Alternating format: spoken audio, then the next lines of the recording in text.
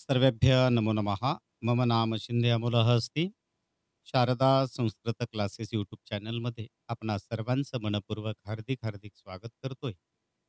या ठिकाणी आपल्याला 9वीच्या वर्गासाठी असलेला दुसरा पाठ अव्ययमाला जी की पाठांतरासाठी आहे. श्लोकांचं उच्चारण लेखन कशा पद्धतीनं करायचं या संदर्भातला व्हिडिओ या अगोदर आपण पाहिलेलाच आहे. तरी सुद्धा या पाठाचा आपण सुंदरपैकी उच्चारण कशा पद्धतीनं करायचं, संधिविग्रह काय होतो, त्याचं भाषांतर काय होतं आणि या पाठाशी संबंधित प्रश्नांची उत्तरं काय आहेत, या संदर्भातला व्हिडिओ आता आपण पाहणार आहोत. भाषासु मुख्या मधुरा दिव्या गीर्वाण भारती तस्यां हि काव्यम मधुरम तस्मादपि सुभाषितम. सुभाषितम नाम शोभनम भाषितम. सुभाषित म्हणजे खूप काहीतरी चांगलं सांगितलेलं आहे. संस्कृत साहित्य विपुल आणि सुभाषितांनी संती. आपल्या संस्कृत साहित्यामध्ये भरपूर अशा पद्धतीचे सुभाषित आहेत. अल्पाक्षरत्वम सुभाषितानां वैशिष्ट्यम. अतिशय कमी अक्षरामध्ये खूप काही महत्त्वपूर्ण असं सांगितलेलं असणं म्हणजेच हे सुभाषितांचं वैशिष्ट्य होय. मधुरानी गेयानी अर्थपूर्णानी एतानी सुभाषितानी. गोड, गाण्यास योग्य आणि अर्थपूर्ण अशी ही सुभाषित आहेत.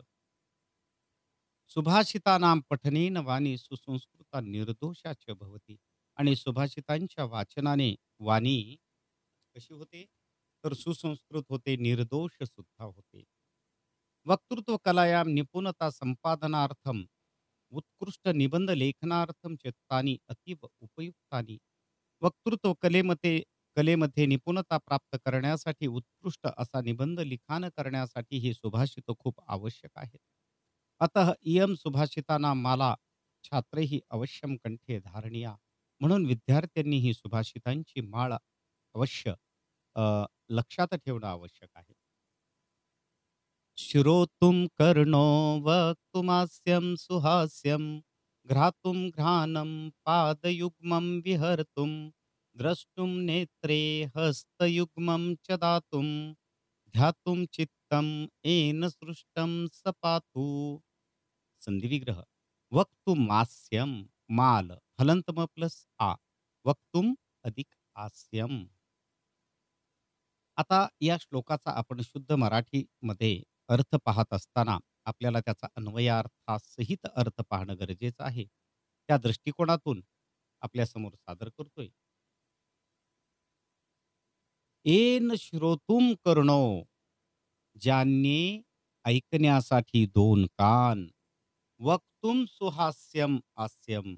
बोलण्यासाठी हसमुख चेहरा. "घ्रातुम घ्राणम." सुगंध घेण्यासाठी किंवा वास घेण्यासाठी नाक.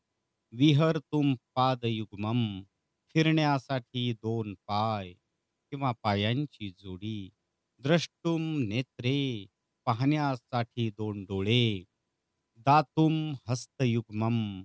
दानधर्म करण्यासाठी हाताची जोडी. च आणि "ध्यातुम चित्तम सृष्टम." आणि ध्यान धारणा करण्यासाठी, चिंतन करण्यासाठी मन दिलं आहे. "सह ईश्वर पातु." तो ईश्वर आमचे सर्वांचे कल्याण करो. याचा सरळ अर्थ भाषांतराच्या माध्यमाने आणखी पाहणार आहोत. "गुणाः कुर्वन्ति दूतत्वं दूरेऽपि वसतां सतां केतकी गन्धमाग्राह्य स्वयं मायान्ति षट्पदाः." दूरे वसताम. संधिविग्रह सॉरी. दूरेपि दूरे अधिक अपि. केतकी गंधमाघ्राय. केतकी गंधम अधिक आग्राय. स्वयमायांती. स्वयं अधिक आयांती. हलंतम प्लस आ. दूरे वसताम अपि सताम. लांब राहत असून सुद्धा सज्जनांचे गुणाहा दूतत्वम कुर्वंती. सद्गुण जे असतात ते दूताचं काम करत असतात. कारण एखादा चांगला माणूस, चांगला डॉक्टर, चांगला शिक्षक आपल्या घरी येऊन सांगत नाही आमच्याकडे या म्हणून. पण कुठेतरी त्यांचे गुणवैशिष्ट्य, त्यांचं कार्य सांगतं, की हा माणूस खूप चांगला आहे. म्हणून म्हटलं जातं, की गुण हे दूताचं काम करत असतात. यथा षटपदाः केतकी गंधम आग्राय. जशा प्रकारे भुंगे केवड्याचा सुगंध घेऊन मधुपानाय स्वयं आयांती. मध पिण्यासाठी स्वतःहून येतात. भुक्त्वा तृणानि शुष्कानि पीत्वा तोयं जलाशयात् दुग्धं यच्छन्ति लोकेभ्यो धेनवो लोकमातरः. संधी विग्रह यामध्ये लोकेभ्यो धेने धेनो धेनवो लोकेभ्यः अधिक धेनवः. धेनवः शुष्कानि तृणानि भुक्त्वा, गायी वाळलेलं गवत खाऊन, जलाशयात तोयम पित्वा, तलावातील पाणी पिऊन, लोकेभ्यः दुग्धम यच्छन्ति, सर्व जगाला दूध देतात. लोकांना दूध देतात. ताहा लोकमातरः खलु. खरोखर त्या लोकमाता आहेत. आपण आपल्या आईचं दूध लहानपणी पिलेलं असतं. त्यामुळे आपण आपल्या आईचे उपकार कधीच विसरत नाहीत. मग ही गोमाता, हिचंही दूध आपण अद्यापर्यंत पीत आहात. तर मग हिचे तरी उपकार विसरून कसे चालतील? म्हणून ही आपली सर्व जगाची माता म्हणजेच लोकमाता आहे. अकृत्वा परसंतापम अगत्वा खलमंदिरम अनुसृज्य सतां वर्त्म यत स्वल्पमपि तद्बहु. परसंतापम अधिक अगत्वा इज इक्वल टू परसंताप मगत्वा. यत स्वल्पमपि, यथ अधिक स्वल्पम अधिक अपि. परसंतापम न कृत्वा, इतरांना त्रास न करता. खल मंदिरम न गत्वा, दुष्ट वाईट लोकांच्या घरी न जाता.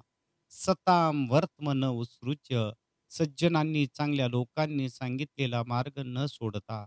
यत स्वल्पमपि लभ्यते, जे थोडं काही मिळते.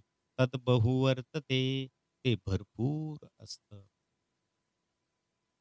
यस्य षष्ठी चतुर्थी च विहस्य च विहाय च अहं कथं द्वितीया स्यात् द्वितीया स्यामहं कथं. संधी विग्रह इथं नाहीये. एक आहे श्यामहम, श्याम अधिक अहम. यस्य कृते विहस्य इति षष्ठी, म्हणजे ज्या शब्दासाठी तू विहस्य ही षष्ठी वापरली, विहाय ही चतुर्थी वापरली, अहम कथम च इति द्वितीया स्यात्, आणि अहम आणि कथम ही जर द्वितीया असेल तर अहम द्वितीया पत्नी कथम श्याम, तर मग मी तुझी पत्नी कसं काय बरे बनवू शकते? अशा पद्धतीचा प्रश्न एका मुलीने एका संस्कृतमध्ये अभ्यास कमी असणाऱ्या मुलाला विचारलेला आहे. प्रारभ्यते खलु विघ्न भयेन निचैः प्रारभ्य विघ्न विहता विरमन्ति मध्याः विघ्नैः पुनः पुनरपि प्रतिहन्यमानाः प्रारब्धमुत्तम जनान परित्यजन्ति. श्लोकांचं उच्चारण करत असताना आणि श्लोक लेखन करत असताना संधियुक्तच लिखाण आणि उच्चारण करणं आवश्यक आहे. पण या श्लोकाचा अर्थ समजून घेताना आपल्याला संधी विग्रह करणं आवश्यक आहे आणि त्याचबरोबर श्लोकाचा अन्वयार्थ सुद्धा संधी विग्रह करून लिहिणं आवश्यक आहे. आणि तसेच श्लोकाशी संदर्भात आलेल्या प्रश्नांची उत्तरं लिहित असताना सुद्धा संधी विग्रह करणं आवश्यक आहे. विघ्न भयेन खलु निश्चयही कार्यम न प्रारभ्यते. संकट आलेल्या भीतीने किंवा संकटाच्या भीतीने दुष्ट माणसं, नीच माणसं आपल्या कामाला सुरुवातच करत नसतात.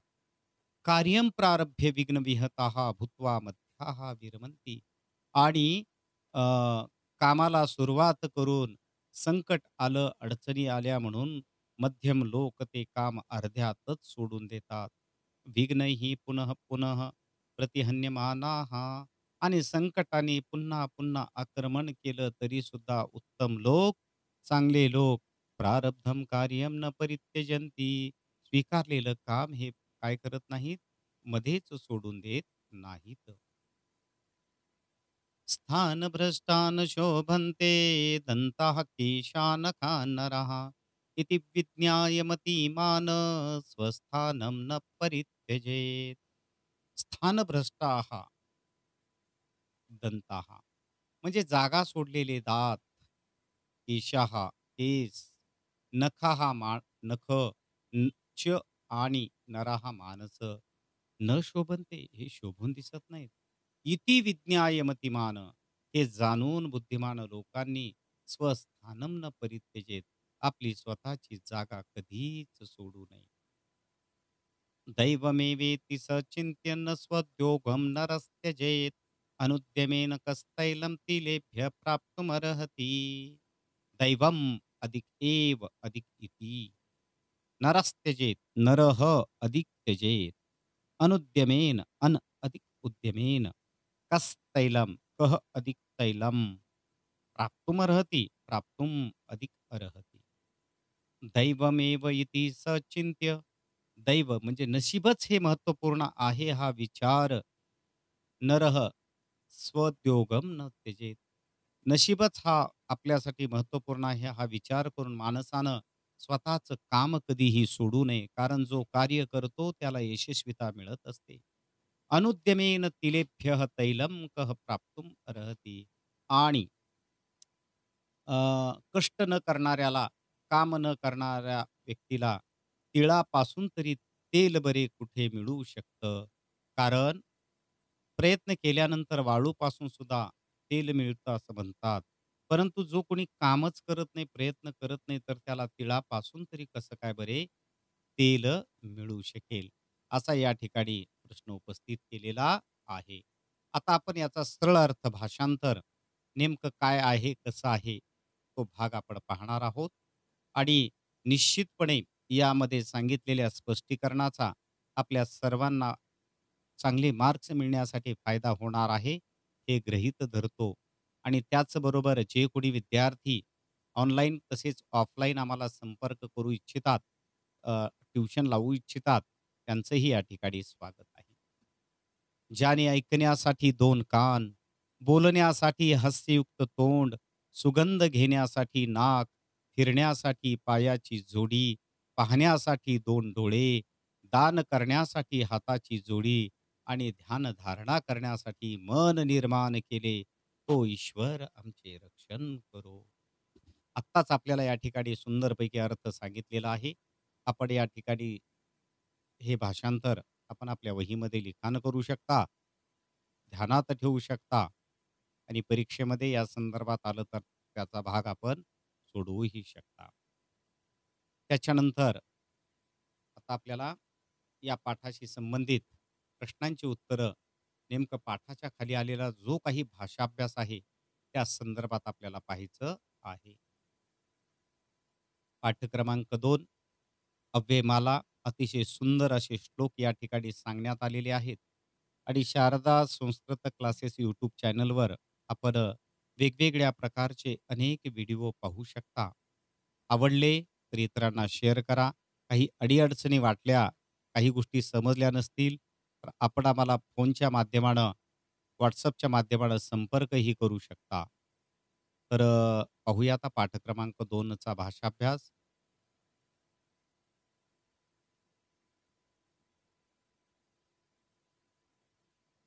संधिविग्रह पहा. वक्तुमास्यम, वक्तुमधिक हास्यम.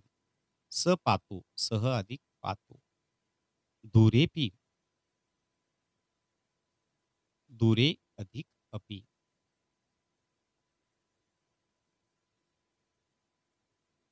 हे लिखाण करून घेण्याच्यासाठी म्हणून हे पुस्तक शेअर केलेलं आहे.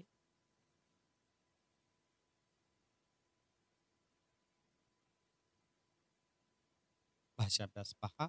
ईश्वरेन श्रोतुम किम दत्तम. ईश्वराने ऐकण्यासाठी काय दिले आहेत? 2 कान. कर्णो दत्तौ. हास्यम कीदृशम सुहास्यम इति. प्रश्नार्थक शब्द शेवटी आल्यावर उत्तर लिहायचं आणि इति लिहिणं आवश्यक आहे. ईश्वरेन विहर्तुम किम दत्तम. ईश्वराने फिरण्यासाठी काय दिले आहेत? पादयुग्मम दत्तम. किम दत्तम, किम कर्तुम, किमर्थम. काय दिले, काय करण्यासाठी आणि किमर्थम करण्यासाठी. कर्णो दत्तो श्रोतुम. 2 कान दिले ऐकण्यासाठी. त्याला दुसरा पर्यायी शब्द आहे श्रवणार्थम, श्रवणाय. तोंड दिलं बोलण्यासाठी वक्तुम, वचनार्थम, वचनाय. नाक दिलं घ्रातुम, घ्राणार्थम, घ्राणाय. कर्णः समानार्थी शब्द श्रोत्रम, हास्यम तुंडम घ्राणम, नासिका पादः चरणः, करः हस्तः, रक्षतु पातु, नेत्रम लोचनम. के दूतत्वम कुर्वन्ती, दूताचं काम कोण करतात? गुण करतात म्हणून गुणाहा. के केतकीम आजिघ्रंती, केवड्याचा सुगंध कोट घेतात.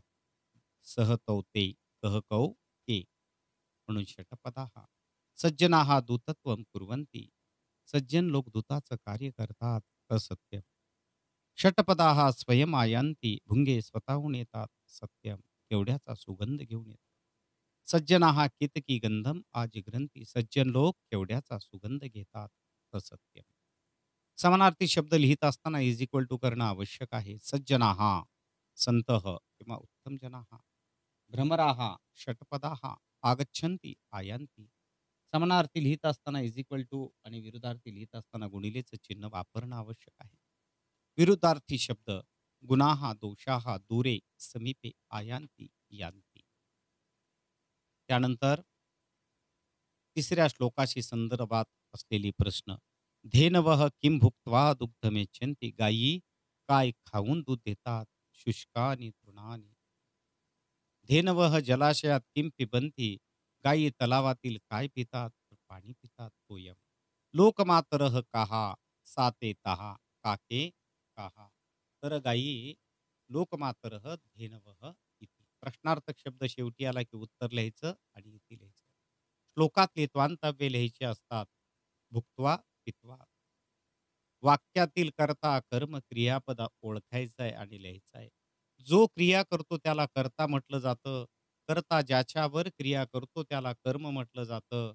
आणि वाक्याचा अर्थ पूर्ण करणाऱ्या किंवा क्रियावाचक शब्दाला क्रियापद असं म्हटलं जातं. तर त्या दृष्टिकोनातून या ठिकाणी दुग्धम यच्छन्ति धेनवः, गायी दूध देतात, या वाक्यात कर्ता कोण आहे? तर धेनवः. आणि दुग्धम काय आहे? तर कर्म आहे. आणि यच्छन्ति हे काय आहे? तर क्रियापद आहे. एक वचने परिवर्तयत, वचन बदलत असताना वचनाचे प्रकार तीन आहेत. एक वचनम, द्विवचनम, बहुवचनम. जिस शब्द से केवल एक संख्या का बोध होता है उसे एक वचन कहते हैं। जिस शब्द से दो संख्या का बोध होता है उसे देव द्विवचन कहते हैं। और जिस संख्या शब्द से तीन अथवा तीन से ज्यादा संख्या का बोध होता है उसे बहुवचन कहते हैं. देवः देवो देवा. आता या ठिकाणी लोकमातरः, मूळ शब्द लोकमातृ, माता मातरो मातरः म्हणून लोकमाता आलं. धेनुः धेनू धेनवः, धेनुः आलं. वनम वने वनानी म्हणून शुष्कम तृणम, खादंती तीतः अंती. माणसाने काय करू नये? परसंतापम. माणसाने कुठे जाऊ नये?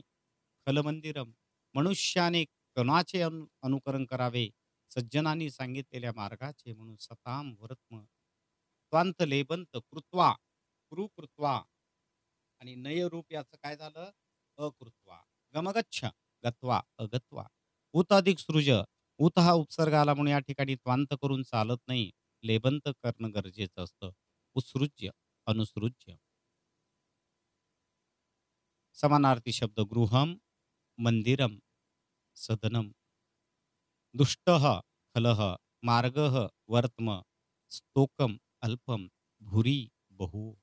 लेबंतव्ये विहस्य विहाय. योग्य रूप षष्ठीचं देवस्य, चतुर्थी गेहाय, प्रथमा अहम. सहाव्या श्लोकाच्या संदर्भात पाहूया. के कार्यम न प्रारभंते, कोण कामाला सुरुवात तो करत नाहीत. नीच लोक, नीचाहा. कोण मध्येच थांबतात. मध्यम लोक, मध्याहा. कोण कामाला मध्येच सोडत नसतात. उत्तम जनाहा. नीचाहा मध्यमाहा उत्तमाहा. कार्यम न प्रारभन्ते, मध्यमाहा कार्यात विरमन्ति, उत्तमाहा कार्यम न परित्यजन्ति. श्लोकातील तृतीय विभक्तीने शेवट होणारे शब्द नीचेही विघ्नही आणि प्रथमा विभक्तीने शेवट होणारे मध्याहा उत्तम जनाहा. पद परिचय करत असताना विरमंती, वि अधिक रम, लट लकार प्रथम पुरुष बहुवचन. का? कारण तीतः अंती हे प्रत्यय आलेले आहेत प्रथम पुरुष बहुवचनाचे लट लकार. परित्यजंती परी अधिक त्यज लट लकार प्रथम पुरुष बहुवचन. वर्ण विग्रह हाही एक महत्वाचा मुद्दा आहे.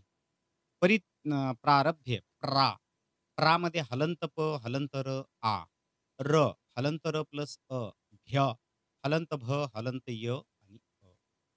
विघ्नहीचा तिथं दिलेला आहे विग्रह. बाकी जागा सोडलेले कोण शोभत नसतात तर दंताहा, केशाहा, नखाहा, नराहा.